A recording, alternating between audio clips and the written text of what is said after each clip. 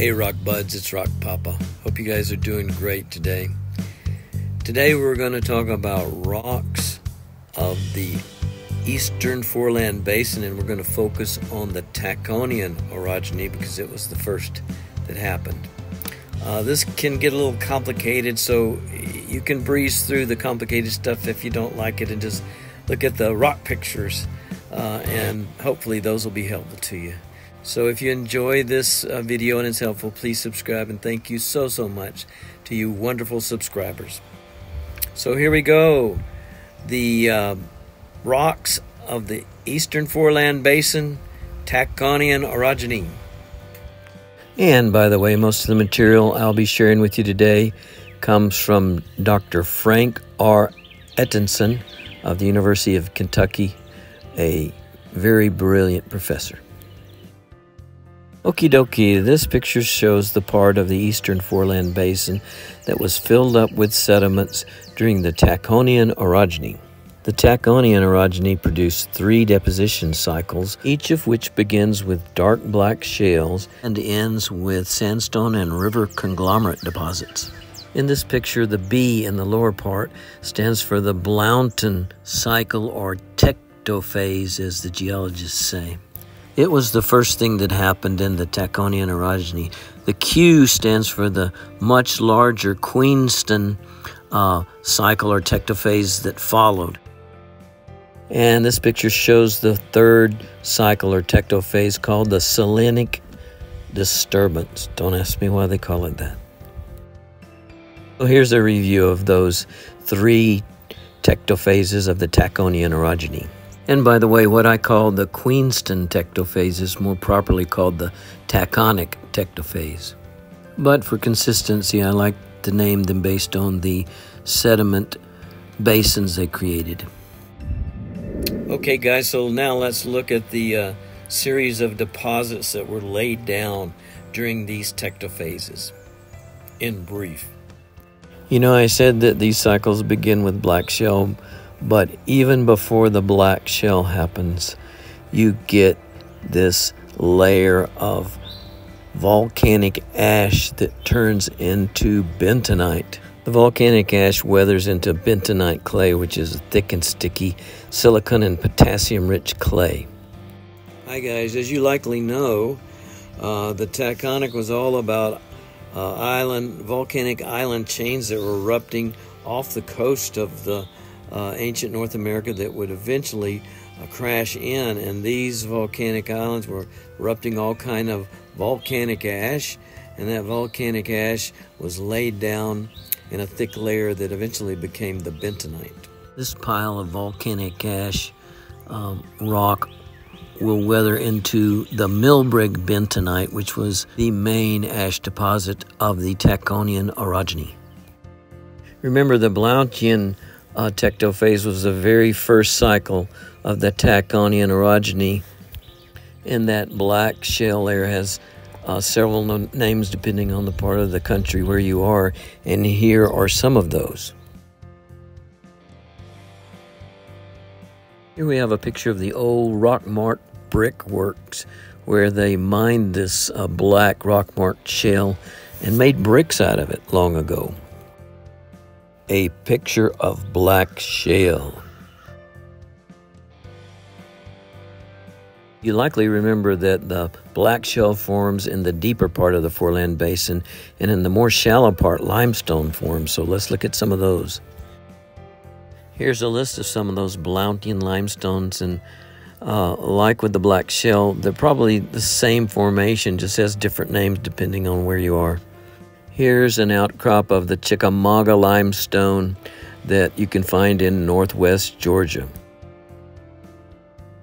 And as you guys know, limestone will fizz very readily in hydrochloric acid.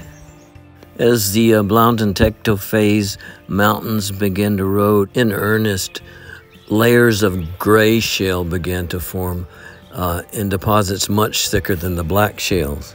Here's a picture of some of that gray shale. This is the Sevier shale, but also the Greensport shale was also deposited at this time. Next came the Sequatchie sandstone. the clean sandstone that marks the end of the orogeny. A little bit later, during the early Silurian time, came the red-colored shales, siltstones, and sandstones of the Rockwood Formation in Tennessee and the Red Mountain Formation in Georgia and Alabama. All these red bed formations were very rich in iron and formed the basis for the nascent iron industry in Birmingham and other places. Okay, rock buds, so now let's look at the main event of the Taconian orogeny. That would be the Queenston tectophase, also called the Taconic tectophase. Hey guys, and these depositional basins are also called deltas. For example, the Blountian Delta and the Queenston Delta. Okay, so here's another look at the Queenston Delta, just so you can get your bearings. It happened mainly from Virginia north. And here are some of the black shells that kick off the Queenston or Taconic tectophase. Here's a picture of Martinsburg shell that Grammy and I saw when we went to Seneca Rocks in beautiful West Virginia. And here's some more Martinsburg black shell tilted almost vertically. Dr. Edison doesn't specifically mention any names for the limestone layers here. He mentions them as shallow water carbonates and calcareous mudstones. I'm assuming this is the Chickamauga limestone. You can see from this picture that it had a pretty extensive coverage. In the northern part of the Queenston Delta, the next thing that came down was red beds. These are red iron-rich siltstones and shales mostly. And here we have a picture of the Juniata Formation red beds. So, rock buds, what caused these red beds to occur? Let's have a look. On this map of very early Silurian time, the equator is the yellow horizontal line. And you can see that much of Laurentia, which is ancient North America, was located in the hot, dry trade wind belt. And in these hot, dry climates, the iron that is in sand, silt, and mud gets oxidized, and that turns it red. In the northern Queenston, after the red beds came the white sandstone that marks the end of the orogeny. These sandstones are white because they spent time at a beach where they were washed over and over by pounding waves, and all the iron got washed out of them. Here's some pictures of Tuscarora sandstone from the Seneca Rocks. As a matter of fact, Seneca Rocks are huge cliffs of Tuscarora sandstone. Okay, rock buds, now let's take a quick look at the ever-popular Selenic disturbance. This map shows that the Selenic disturbance, which was the last tectophase of the Taconian orogeny, occurred in the northern states. First came the dark Rochester shale that marks the beginning of this tectophase. And here's a sample of the Rochester shale. Then came the Bloomsburg red beds. These were shales and sandstones that once again were red because of the hot, dry climate. And here's what that Bloomsburg looked like. Then came these evaporite basins, where the very shallow ocean basins like the Michigan Basin and the hot, dry climate created evaporates like this wonderful Lake Michigan salt, the biggest salt pile in the whole world.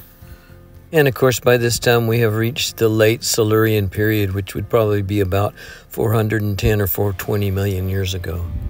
Okay, most excellent rock buds, thank you so much for watching. Thank you for hanging in here with me on this ever so slightly complex topic. I hope it was helpful. If so, please subscribe.